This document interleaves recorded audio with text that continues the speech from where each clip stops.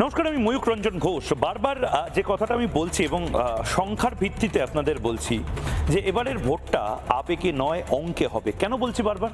কারণ এবারের ভোটে বোধহয় সত্যিই কোনো আবেগ নেই। আপনি চারপাশে যে ভোটারদের দেখছেন তারা অদ্ভুত চুপচাপ, চোরা স্রোত রয়েছে। এই আন্ডার কারেন্ট কোন দিকে বইবে কেউ জানে না। একটা পক্ষ তারা বারবার বলে যাচ্ছে আমরা ওয়েলফেয়ারিজম করি। অভিষেক বন্দ্যোপাধ্যায় বলেছেন তৃণমূল কংগ্রেস ওয়েলফেয়ারিজমে বিশ্বাসী, অর্থাৎ ভাতা দেবে, চাল দেবে, কেউ মারা গেলে দেহ সৎকারে সাহায্য করবে, ওষুধ নিয়ে আসবে, রাস্তায় ঝাঁ চকচকে আলো দেবে, সেখান থেকে কাটমানি নেবে। মন্দ নয়, সে পাত্র ভালো। 10 টাকা কাটমানি নিলেও 90 টাকার কাজটা করবে। এই পলিটিক্সটাকে বাংলায় তৃণমূল কংগ্রেস একেবারে শিলমোহর দিয়ে চালু করে দিয়েছেন বিগত 10-12 বছর ধরে। আর অন্যদিকে বিজেপি তারা বলছে বাংলায় এই মুহূর্তে যে অবস্থাটা, ওই বেসিনে ময়লা জমে থাকলে জল যেরকম পাস করে না, বা ড্রেনে ময়লা জমে থাকলে, পাইপে ময়লা জমে থাকলে ড্রেন যেরকম উপচে পড়ে, এই মুহূর্তে আমাদের অবস্থা সেরকমটা হয়েছে। আমাদের যা পাওয়ার কথা তার 1% আমরা নাকি পাচ্ছি। এবার বিজেপি সরাসরি বলছে না, প্রাদেশিকতার রাজনীতিও বিজেপি করছে না, কিন্তু বিজেপি যেটা খুব সন্তর্পণে করছে, আমাদের যে অস্মিতা সেটা একটু উস্কে দেওয়ার। বিজেপি কি বলছে? বিজেপিও বলছে এবার বাংলা বাঁচানোরই লড়াই, তৃণমূলও বলছে এবার বাংলা বাঁচানোরই লড়াই। কিন্তু বিজেপি এবং তৃণমূলের মধ্যে বেসিক পার্থক্যটা হলো, বিজেপি বলছে এবার বাংলা বাঁচানোর লড়াই। তার কারণ এক, পাশের রাজ্য অসমে যান। একটা সময় অসম থেকে লোকে এখানে পড়াশোনা করতে চলে আসতো, চাকরি বাকরি ছেড়ে দিন, পড়াশোনা পর্যন্ত। ক্যালকাটা ইউনিভার্সিটিতে আসামের যত শিক্ষিত মানুষজন, বয়স্ক মধ্যবয়সী মানুষজন রয়েছেন, তার 90% কলকাতা বা যাদবপুর বিশ্ববিদ্যালয় থেকে পড়াশোনা করতেন। এখন ঠিক উল্টোটা হচ্ছে, আমরা আসামে যাচ্ছি কাজ, ট্রেনিং এবং সর্বোপরি ছোট ছোট কাজের জন্য। ওড়িশার দিকে যান, ঝাঁ চকচকে রাস্তা, বেলদা ডেবরার পর ওড়িশায় ঢুকলে আপনি নিজে বুঝতে পারবেন যে দুদিকে তাকালে হয় ওয়্যার হাউস, নয় নতুন কোনো ইন্ডাস্ট্রি আসছে, তার পাশে ফ্ল্যাট বাড়ি তৈরি হচ্ছে, গ্রামগুলো খুব দ্রুত বদলে যাচ্ছে। এবং বিজেপি এটাই বলছে এগুলো হচ্ছে তার কারণ ডাবল ইঞ্জিন সরকার রয়েছে। বিজেপি বলছে স্বাস্থ্যসাথীতে আমার কোনো অসুবিধা নেই, আয়ুষ্মান ভারতটাও ঢোকাতে হবে। বিজেপি বলছে 2 টাকার চাল মমতা বন্দ্যোপাধ্যায় দিচ্ছেন, অসুবিধা নেই, কিন্তু প্রধানমন্ত্রী নরেন্দ্র মোদীও যে 2 টাকার চালটা দিচ্ছেন, সেই চালটাও যেন বাংলার মানুষ পায়। বাংলার বাড়ি, অসুবিধা নেই, প্রধানমন্ত্রী আবাস যোজনার বাড়িটাও যেন একটা ছেলে একটা মেয়ে পায়। প্রধানমন্ত্রী নরেন্দ্র মোদী বলছেন আমরা যে ডেভেলপমেন্টাল মডেলটা করেছি, সেই মডেলটা থমকে আছে পূর্ব দিকে, কারণ বাংলা অসহযোগিতা করছে এবং বাংলার মানুষ অসহযোগিতা না, তৃণমূল দলটা অসহযোগিতা করছে, এবং সে কারণে তৃণমূলকে সরিয়ে দিতে বদ্ধপরিকর বিজেপি। কেন? যা পরিস্থিতি, ভূ রাজনৈতিক পরিস্থিতি, সেই পরিস্থিতিতে আপনারা জানেন পূর্ব দিকটা আনস্যাচুরেটেড হয়ে আছে, অর্থাৎ পূর্ব দিকে সারা পৃথিবীর নজর এখন। এই গোটা সমুদ্র পথটা বঙ্গোপসাগরের পর থেকে একদম চায়না অবধি, সেখানে যে দেশগুলো রয়েছে তার সাথে কানেক্টেড যে রাজ্যগুলো রয়েছে, বা বাংলা হয়ে শিলিগুড়ি করিডোর হয়ে, 7 সিস্টার হয়ে যে যে জায়গায় যাওয়া যায়, একদম থাইল্যান্ড ক্যাম্বোডিয়া অবধি, সেই গোটাটাকে ভারত নিজের আয়ত্তে রাখতে চায়। তা সে সড়ক পথে হোক, সমুদ্র পথে হোক, তা সে শিল্পে হোক, তা সে টেকনোলজিতে হোক, সমুদ্রের নিচ দিয়ে তার বিছিয়ে ইন্টারনেট কানেক্টিভিটিতে হোক, সব কিছুতে। এবং তাতে আবারও বলছি, সবচেয়ে বড় স্পিড ব্রেকারের কাজ করছেন মমতা বন্দ্যোপাধ্যায়। এবং এটা আমাদের দুর্ভাগ্য যে বাংলাকে বাইপাস করে পূর্ব দিকে কোনো উন্নয়ন সম্ভব নয়। মানে স্বাধীনতার পর থেকে কোনোদিন সম্ভব হয়নি। ব্রিটিশরা চেষ্টা করেছিল এখান থেকে সমস্ত ধরনের জিনিস দিল্লিতে নিয়ে গিয়ে এখানকার উন্নয়ন স্তব্ধ করে দেবে, হয়নি। ভারত কখনো উন্নত হতে পারে না যদি বাংলা উন্নত না হয়। কিন্তু এখন আর অপশন নেই, এই সরকার তাকে পরিবর্তন করতে হবে জিও পলিটিক্সের জন্য। আমি এই দিকে যাব, কিন্তু আবারও বলছি না, এবার যারা ভোটটা স্ট্র্যাটেজাইজ করছেন, সূত্রের খবর বিজেপিতে যারা স্ট্র্যাটেজাইজ করছেন, কেন্দ্রীয় নেতা যারা স্ট্র্যাটেজাইজ করছেন, তাদের কোনো আবেগ এবার নেই, ফুল স্টপ। তাদের অঙ্ক রয়েছে, প্রতিটা ওয়ার্ড ভিত্তিক অঙ্কের নিরিখে এবার তারা বলছেন যে মমতা বন্দ্যোপাধ্যায় এবার আসছেন না আর। সেই হিসেব আমিও কিছুটা করার চেষ্টা করেছি, সেই হিসেবের দিকে আমিও আপনাদের দৃষ্টি আকর্ষণ করব। কিন্তু মমতা বন্দ্যোপাধ্যায়ের টেনশনের কারণ হচ্ছে কলকাতা, মানে যেটা কোনোদিন টেনশনের কারণ হতো না, কলকাতা, হাওড়া, 2 চব্বিশ পরগনা। কারণ মমতা বন্দ্যোপাধ্যায় বুঝতে পারছেন শহরেও এবার ভয়ানক অ্যান্টি ইনকামবেন্সি বা প্রতিষ্ঠান বিরোধিতা। 70খানা বিধানসভা, সেই 70টা বিধানসভায় গড়ে 30,000 নাম বাদ গেছে। সংখ্যালঘু প্রবণ এলাকায় মিম, আইএসএফ, জুপের মতন সমস্ত দল তারা নিজেদের প্রভাব বিস্তার করছে এবং অদ্ভুতভাবে সামান্য শিক্ষিত মানুষজন যারা, সাক্ষর যারা, হয়তো শিক্ষিত নয় শুধু সাক্ষর মানুষ যারা, তারা এবার হঠাৎ করে নওশাদ ভাইজান, আসাদুদ্দিন ওয়েসি সাহেব এদেরকে মাসিহা হিসেবে দেখছেন। হুমায়ুন কবিরকে তারা বলছেন যে নতুন সূর্য নাকি হুমায়ুন কবির দেখাবে। এক অদ্ভুত পরিস্থিতি মমতা বন্দ্যোপাধ্যায়ের জন্য। একটা প্রতিবেদন দেখবো এবং তারপর মমতা বন্দ্যোপাধ্যায় আসলে অপটিক্সেও কেন হেরে যাচ্ছেন এবং টেনশনে পড়ছেন সেটাও দেখাবো। একটা প্রতিবেদন দেখি। ভোটকে পুরো ওয়াশিং মেশিনে ঢালে দিয়ে এসআইআর এর নাম করে মানুষের নাম বাদ দিয়ে দিচ্ছে। এরা আগে বলেছিল কি 1,20,00,000 নাম আমরা বাদ দেবো। আমি সংখ্যাটা আপনাদের মিলিয়ে দিচ্ছি, 58 লাখ প্রথম ফেজেই বাদ দিয়ে। লজিস্টিক্যাল ডিসক্রিপেন্সির নামে প্রতিদিন বিজেপির নাম ঢুকিয়েছে আর অন্যদের নাম কেটেছে। সেখানে 60 লাখ, মানে কত হলো?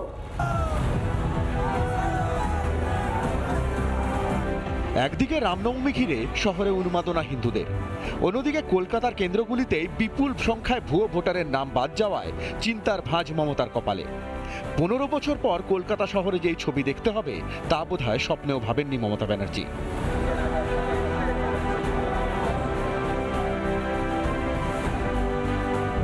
যে রাম নাম শুনেই চিড়বিড় করে উঠতেন মমতা, অথচ এবার তারই উলট পুরাণ। তৃণমূলের নেতারাই জয় শ্রীরাম ধ্বনিতে আকাশ বাতাস কাঁপিয়ে দিচ্ছেন। ভূতের মুখে থুড়ি, ভোটের মুখে রাম নাম বলাই যায়।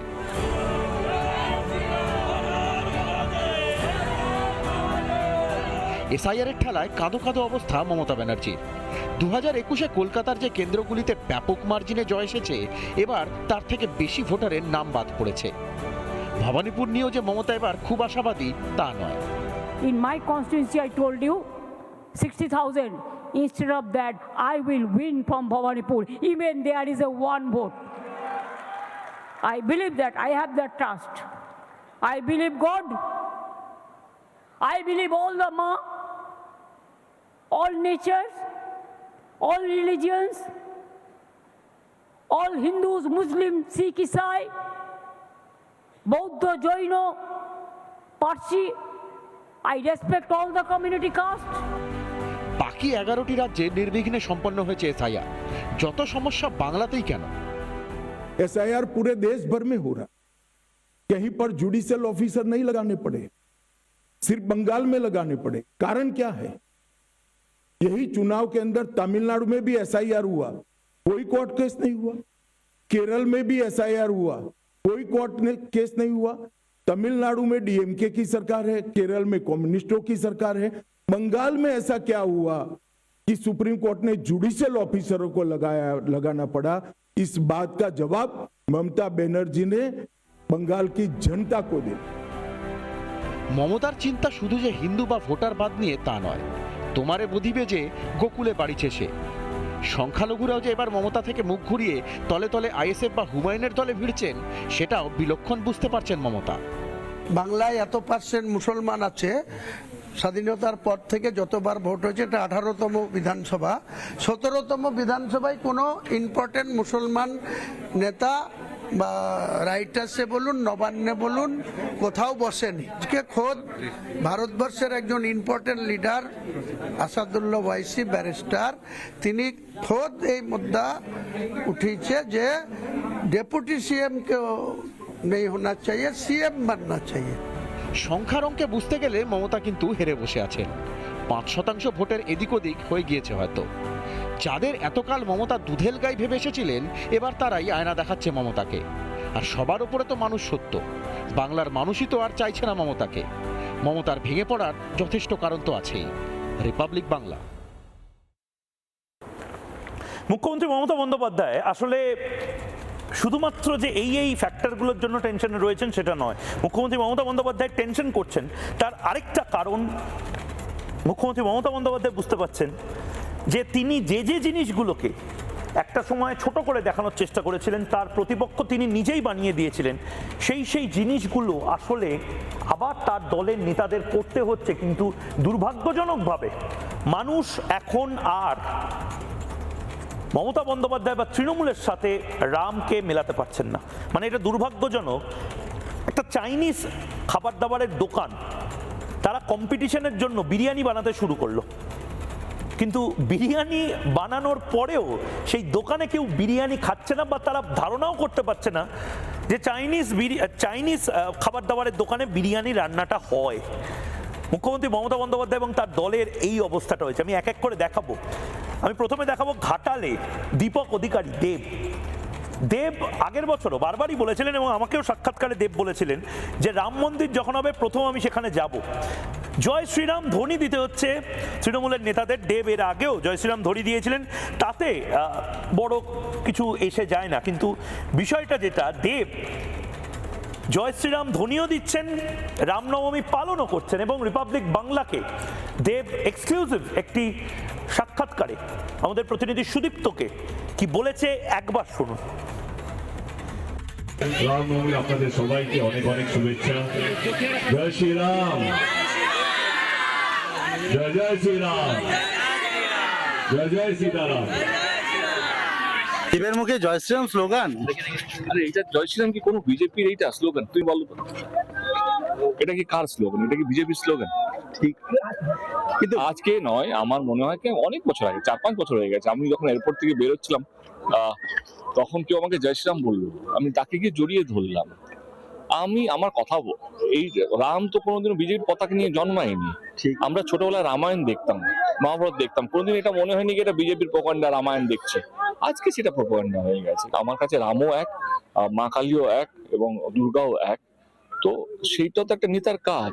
কিন্তু আমি যদি ভোট প্রচারে আমার যদি অস্ত্র করে নিই, আমার যদি প্রতীক করে নিই, রাম হচ্ছে আমার কি বলবো, আমার পেটেন্ট বা আমার ব্র্যান্ড অ্যাম্বাসেডর, আমার বিজেপির ব্র্যান্ড অ্যাম্বাসেডর, এটা তো নয়। যারা অতিথিরা রয়েছেন তাদের কাছে যাব, কিন্তু তার আগে আরেকটা ছবি দেখাবো, ফুল ফ্রেমে দেখাবো। গৌতম দেব জয় শ্রীরাম বলছেন, মদন মিত্র জয় শ্রীরাম বলছেন। এবং এই সমস্ত কিছুর সাথে সাথে যেটা ছাড়া রাম, জয় শ্রীরাম বা রামনবমীর কোনো প্রাইম টাইম সম্পূর্ণ হয় না, মমতা বন্দ্যোপাধ্যায়ের সেই অমোঘ বাণী। এই আমাকে কে গালাগালি করছে জয় শ্রীরাম শুনে 2021 সালে, সেটাও শুনবো। পরপর দেখে নিই একবার।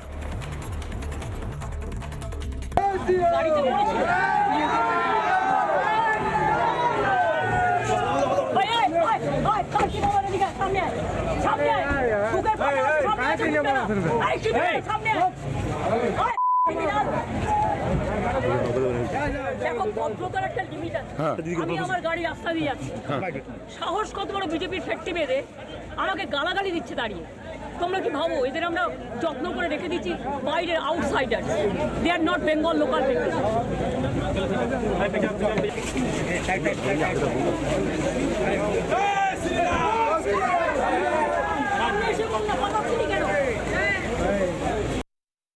নানা ধরনের কন্টেন্ট দেখার জন্য লাইক করুন, শেয়ার করুন আমাদের ফেসবুক পেজ, সাবস্ক্রাইব করুন আমাদের ইউটিউব চ্যানেল। পাশাপাশি অন্যান্য ব্রেকিং নিউজের জন্য অবশ্যই চোখ রাখুন রিপাবলিক বাংলায়।